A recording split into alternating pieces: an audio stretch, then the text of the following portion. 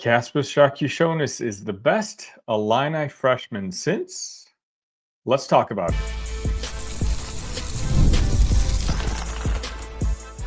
You are Locked On Illini, your daily podcast on the Illinois Fighting Illini.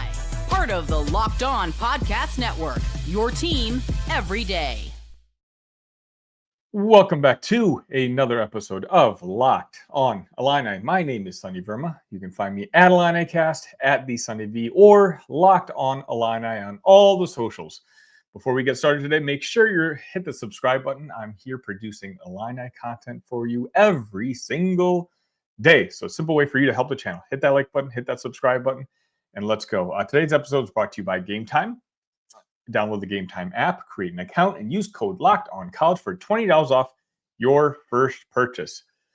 So late Tuesday night, Illinois defeated the Wisconsin Badgers 86-80 behind another strong performance from Kasparas Jakucionis.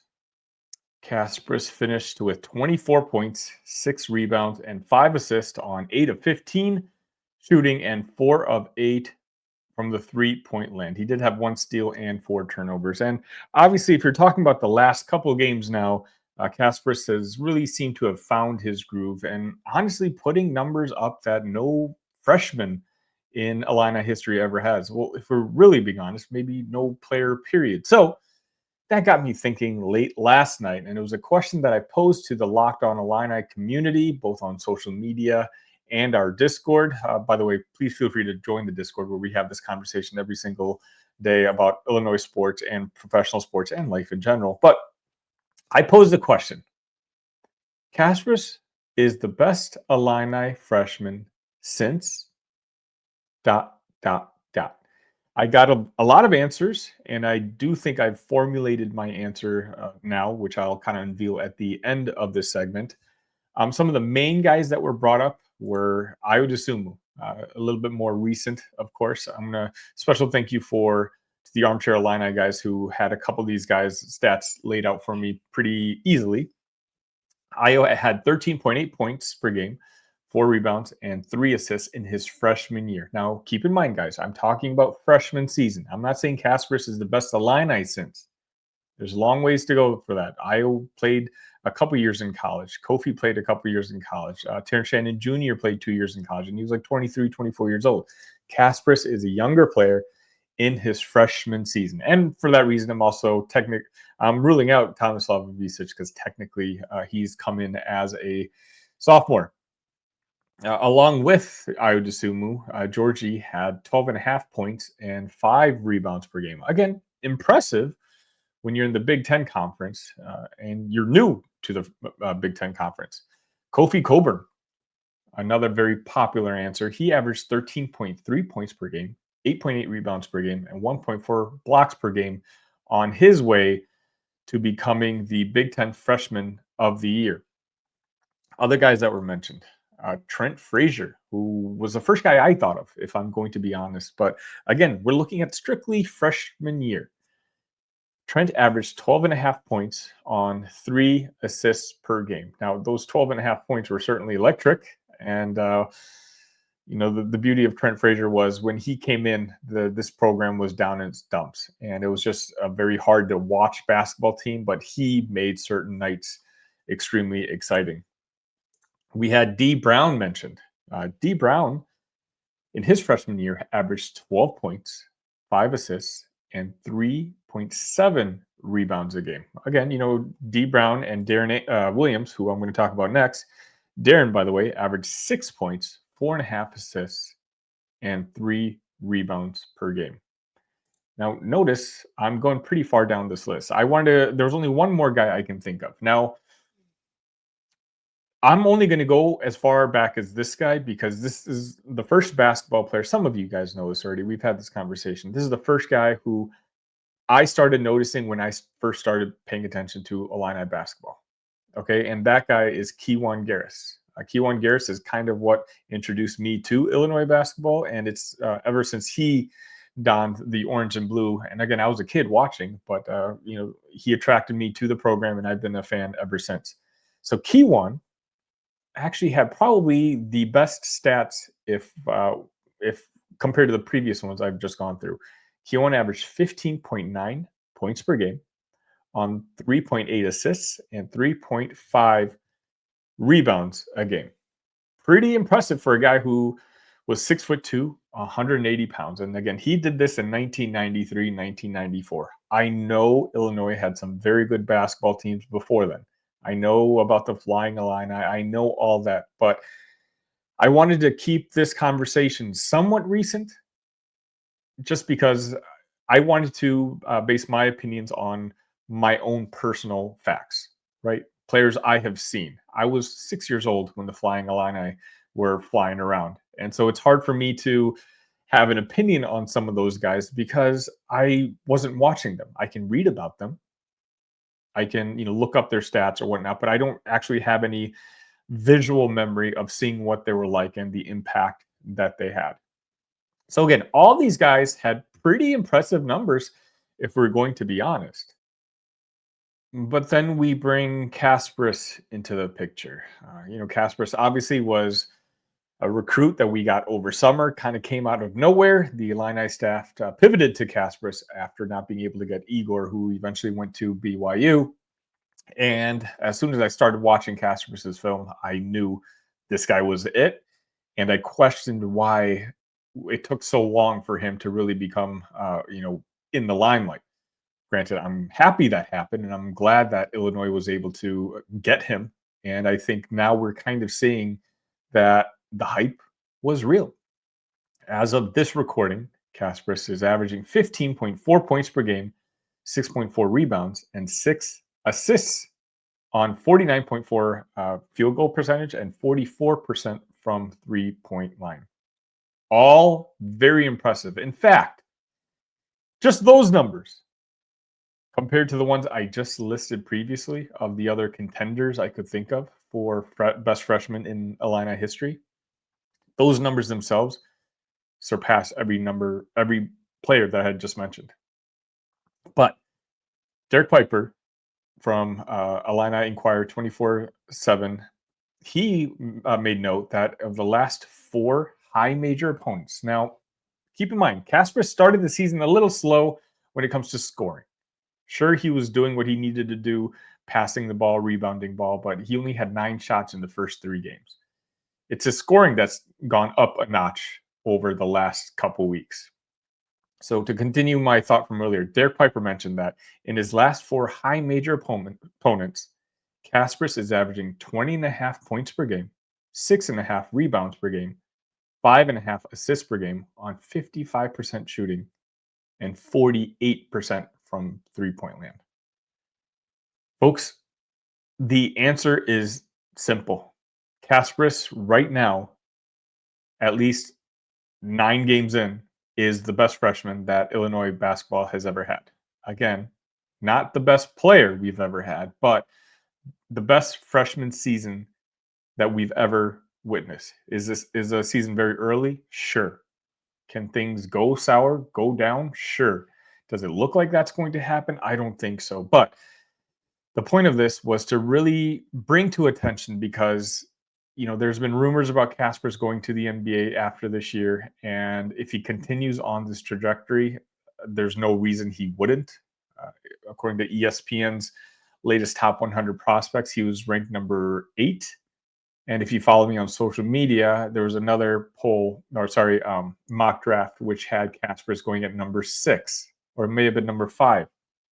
Again, if you're talking about top 5, top 6 picks in the country, and who knows, guys, we see it, right? Kasparas, and Brad Underwood alluded to this in the post game after Wisconsin. The nation hasn't really caught up on Kasparas yet, but he's really, really good. And once they start playing more marquee games, maybe as soon as Saturday, and he puts up these kind of numbers in front of a national audience, everyone's going to figure it out.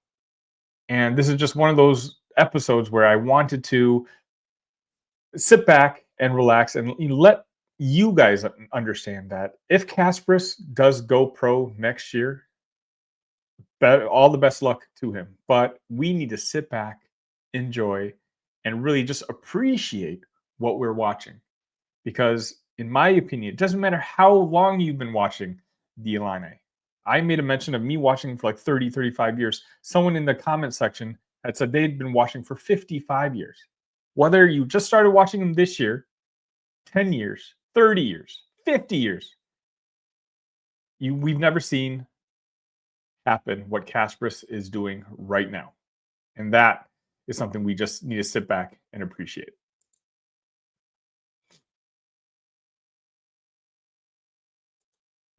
College basketball season is well underway, and let me tell you, there's no other experience like watching your favorite team at the home stadium. When you're looking for tickets, make sure you start off with the Game Time app. Game Time has a new feature called Game Time Picks that makes getting tickets to see your favorite team play live even easier. Game Time Picks filters out the fluff to show you only incredible deals on great seats, so you don't have to waste time searching through thousands of tickets. All-in pricing, toggling this feature shows the total upfront with no surprise fees at checkout. Seat views get a panoramic view from your seat in the app before you buy. The lowest price guarantee or Game Time will credit you 110% of the difference.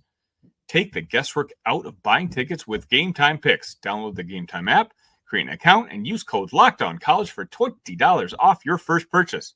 Terms apply. Again, create an account and redeem code LOCKEDONCollege for $20 off. Download Game Time today.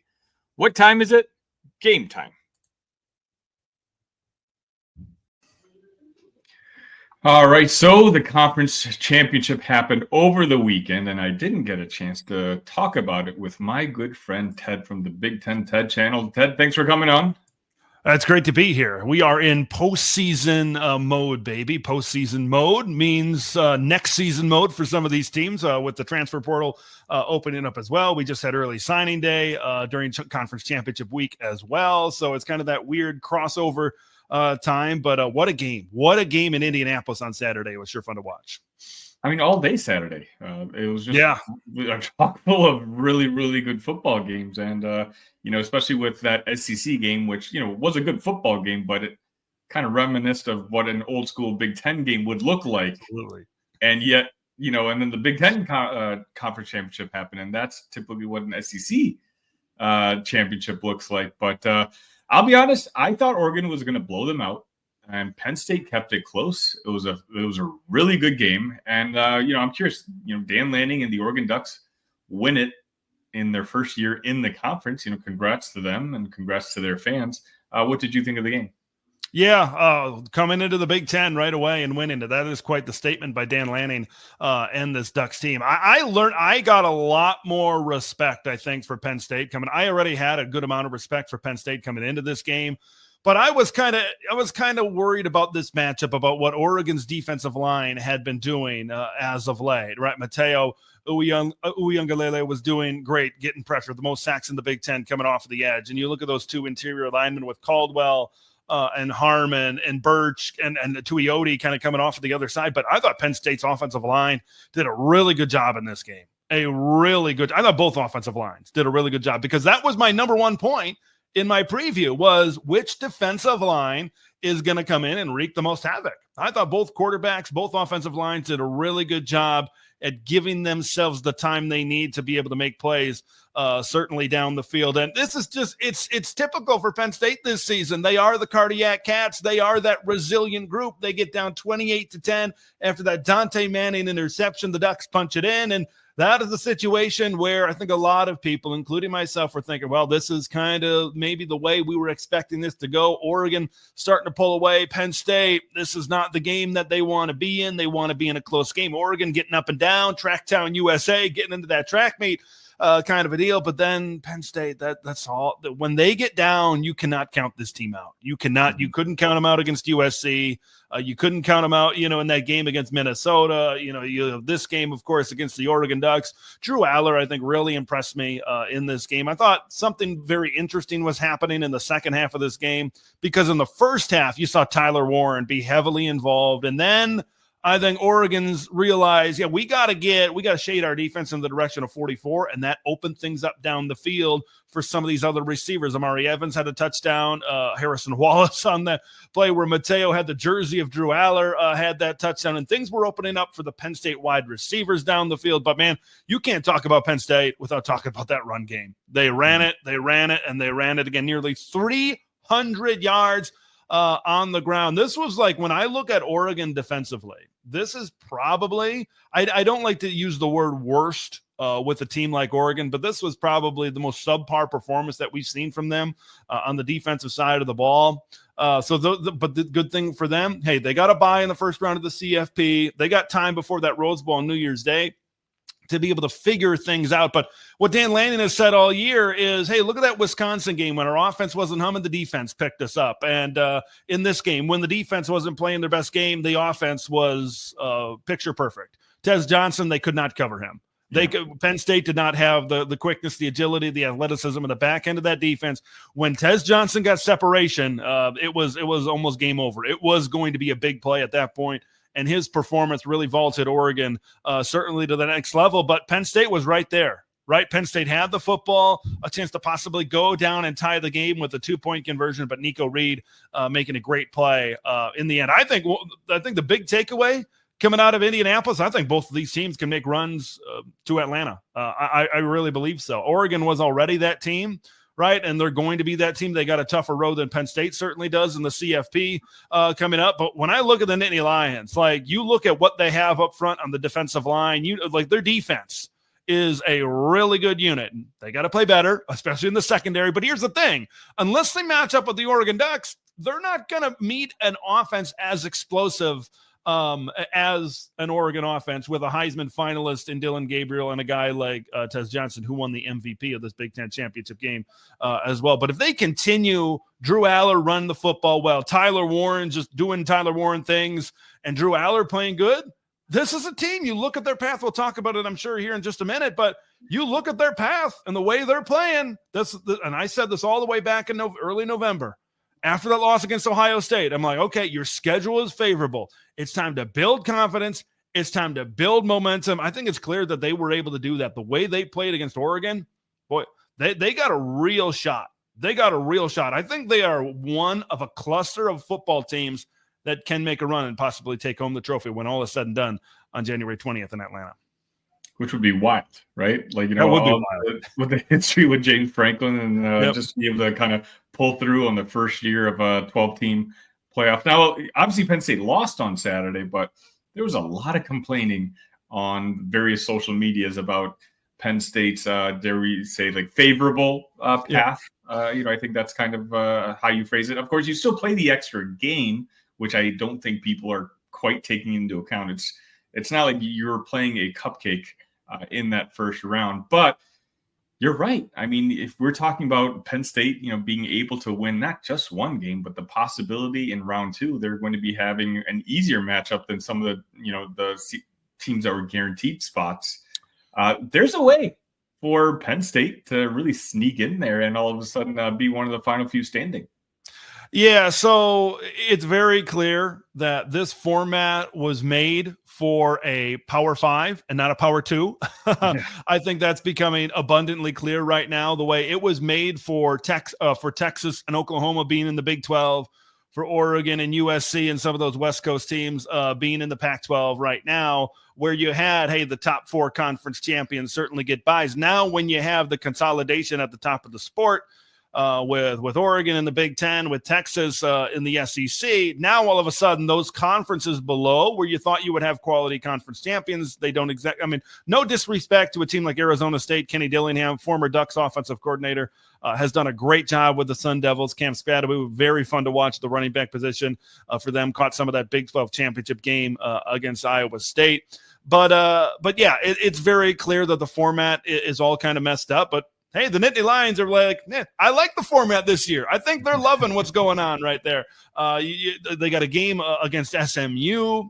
Once again, all due respect to SMU, I think that's a great story. I think they're a good football team, but SMU has not seen a team like the Penn State Nittany Lions. But Penn State has seen a team in better than what SMU certainly has right now. I think there's going to be a big difference in the trenches for the Mustangs as opposed to the Nittany Lions in that particular matchup. If they're able to win in Happy Valley, I mean, you got to chuckle a little bit. It's a noon game, all right? I mean, for all that we've talked about with Penn State and Fox and Big Noon kickoff, when you have the flexibility for a noon, a mid-afternoon, and a night kickoff, and then Ohio State gets the night game against Tennessee, you got to chuckle a little bit at that selection by the powers that be. But if they're able to get past that one, they play Boise State. Boise State is Ashton Genty. Ashton Genty is Boise State, right? You kind of look at some of these results later on in the season.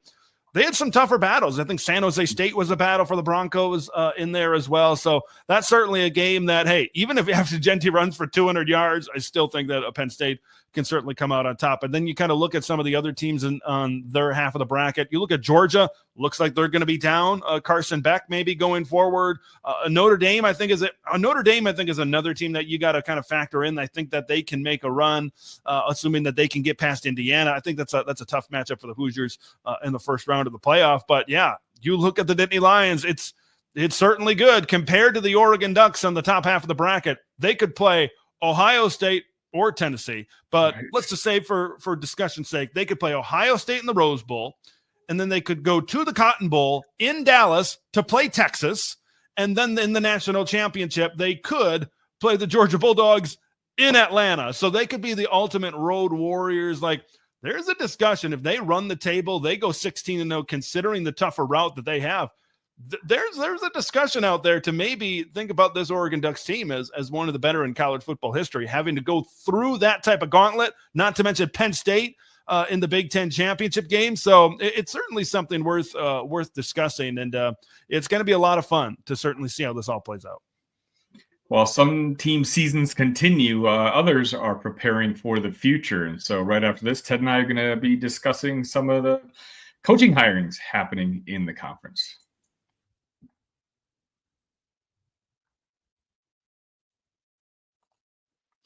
Get ready to tackle the NFL action with FanDuel, America's #1 sportsbook. Because right now, new customers can bet $5 and get $150 in bonus bets if you win. The FanDuel Sportsbook app gives you everything you need to place live bets on the NFL all in one place. So when you get a hunch in the middle of the game, you can check out the latest stats, view live play-by-play, and so much more on the same page where you place your bets. Just visit FanDuel.com to join today, and you'll get started with $150 in bonus bets if you win your first $5 bet. That's FanDuel.com. Never waste a hunch and make every moment more. FanDuel, an official sportsbook partner of the NFL.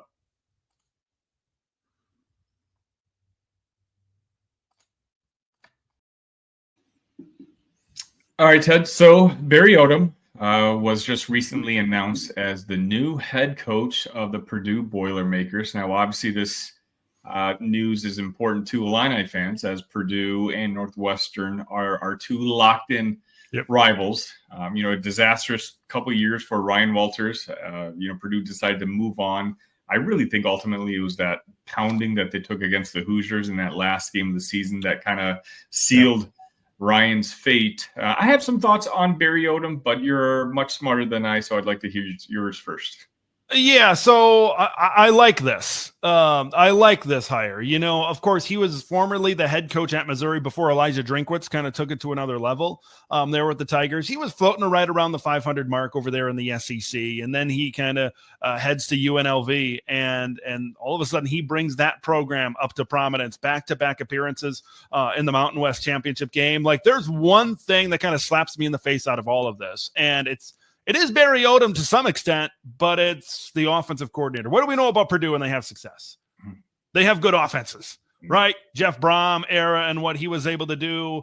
You look all the way back at Joe Tiller and the type of offenses that they had when he was the head coach of this program. It all comes down to the offensive coordinator. And if Barry Odom can bring Brennan Marion with him, who is the offensive coordinator of the Rebels, the play caller of this go offense over there that's setting all kinds of UNLV records, that all of a sudden makes Purdue a little bit of an attractive option, because Brennan Marion is highly sought after, I think, in the offensive coordinator market right now. But if Barry Odom can get him to come along, all of a sudden that gets a little bit more juice. It gets a little bit more excitement over there in West Lafayette, Indiana. Another thing that they have to do, I think, right away, this staff, they got to find a way to look at some of the really good players that went into the portal recently. And there's a ton of these former Boilermakers that jumped into the transfer portal, and they got to find a way to do some recruiting. You're looking at tight end Max Clare, who's really good. Terrian Grant was a high 4-star, 5-star type of guy that Ryan Walters recruited at defensive back. He's in the portal. Will Helt coming off of the edge. Jerron Tibbs over there at wide receiver. Dylan Thieneman, Yanni Karloftis, right? These Purdue names, right, that they love there in West Lafayette. They got to find a way to maybe bring these guys back into the fold. Look, I understand you do have to turn over the talent because, well, you went 1-11 last year. You got to find a way to boost that up certainly a little bit. But those are some of the players that I just mentioned that maybe with new coaching, especially on the offensive side of the football, you put them into a better offensive scheme that can certainly, maybe take Purdue to that next level, or at least have a respectable season, certainly right off the bat here. But I like this hire. I know that there were some other names certainly floated out there with this opening, but I think that this, if they can get the OC right, if they can bring in Brennan Marion, I think this could be big. I think where Ryan Walters really fell short was giving Graham Harrell the offensive coordinator job. Graham, still kind of riding on the success that he had as a player, right, when he was at Texas Tech, certainly over there. So it was very clear to me that I didn't think that Graham was certainly going to work in West Lafayette. And then Ryan Walters started calling the plays towards the end there. So, but here's the thing about the Boilermakers and Ryan Walters. Ryan Walters recruited very well, very well. You're talking top 30, top 35 type of classes, especially on the defensive side of the football. But if I'm Barry Odom, I want to try to bring some of these guys back. But if I'm also Barry Odom, I want to lean into what makes Purdue good. I want to lean into the offensive side of the ball. We really need to take this thing to that next level. I think a big problem for the Boilermakers over the last couple of years, they just couldn't keep Hudson Card clean. So they need to invest in the offensive line and try to bolster this offense certainly in that way. But I kind of like this. We can't have certainly the highest expectations, for the Boilermakers, but I'm very intrigued to see what's going to happen with this coaching staff that he has to fill out. And then I'm excited to see what happens with some of the player acquisition now that the portal's open. Yeah, I think I'm with you. I think the main thing for Purdue is they couldn't strike out with this next hire as well. Right. They're paying a lot of buyout money to Ryan Walters and that staff, and Purdue's just not a program that's blessed with a lot of just excess money lying around. So they need a guy who can just come in and set a floor. What's that floor? If that floor is 4 wins, 5 wins for the first couple of years, they'll take it. They just won 1 game this past season, but they just, I don't know if Barry Odom is an exciting hire. I don't know if all of a sudden, if I'm a fan base, I'm like super revved up that Barry Odom is our new head coach. But if I'm going to be honest, I wasn't super excited when Brett Bielema took over Illinois. I liked the hire eventually once I got to know him and, listen to his press conferences.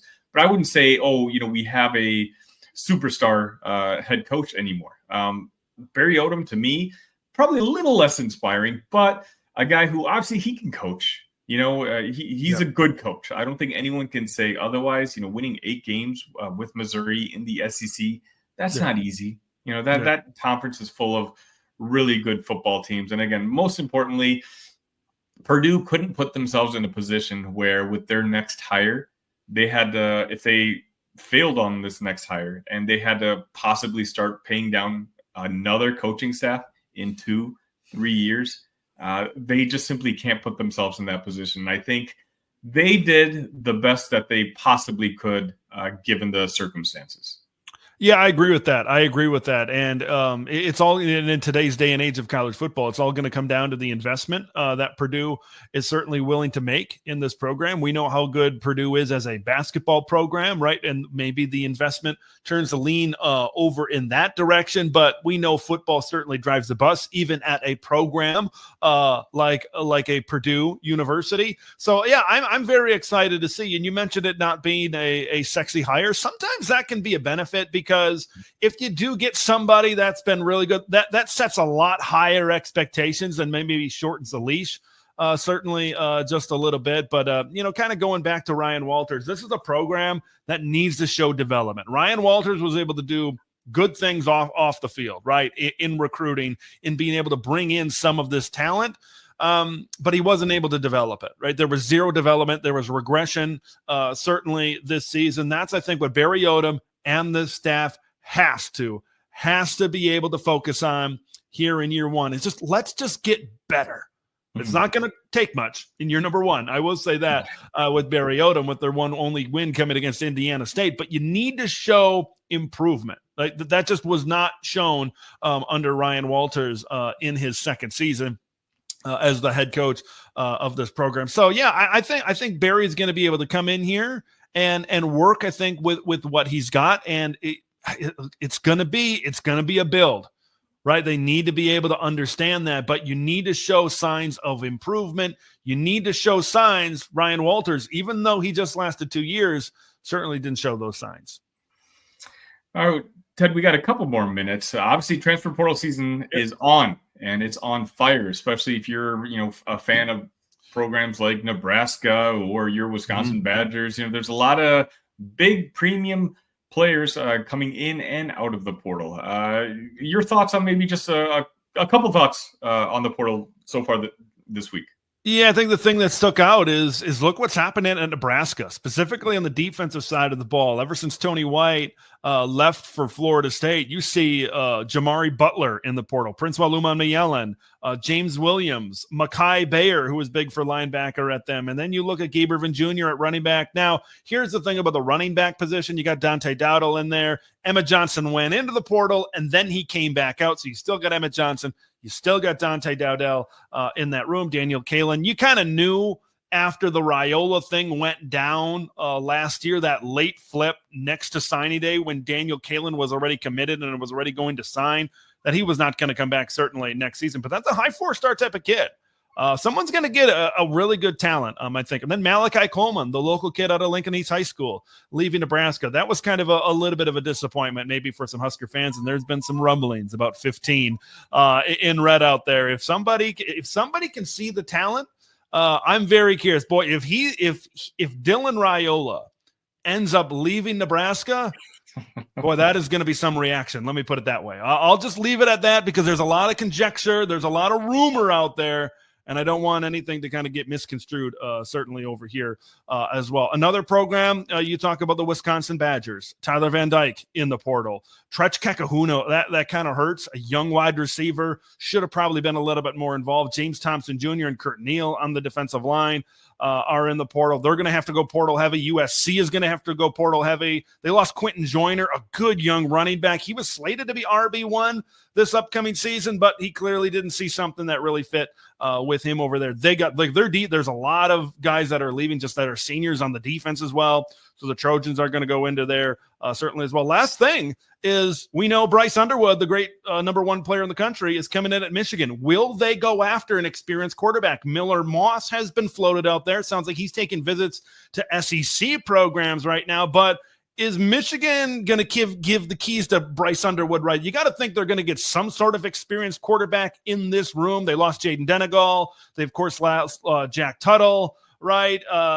So they're going to need some transfers, but is it going to be a transfer that's going to be experienced and provide that bridge for Bryce Underwood? That's certainly something to keep an eye on. It is portal season. It is hot and heavy. It's really fun to be able to cover this thing. So those are kind of just some of the early headlines I got for the Big Ten.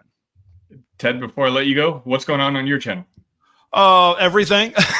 Everything. We're covering portal stuff here coming up, and we're this is kind of the no games week, so we're very heavy into portal coverage here coming up. So make sure you stay tuned for that. Next week we'll have previews of all three first round college football playoff games. So we're going to talk about that. Of course, Indiana, Notre Dame, Ohio State, Tennessee, and Penn State and SMU. But we're very, very heavy on the transfer portal right now here this week. It's been absolutely wild. And now is the time where, some of these teams are starting to build for 2025. I think that's the part of college football that's exciting, is before a season would end and then you wouldn't have signing day till February. And now it's just like, hey, you can get that hope up, you can get that optimism up, right? You can have all of that. So it's going to be a fun time here in the next few weeks, no doubt. Best in the world, Ted. Appreciate you coming on. All right, sounds good.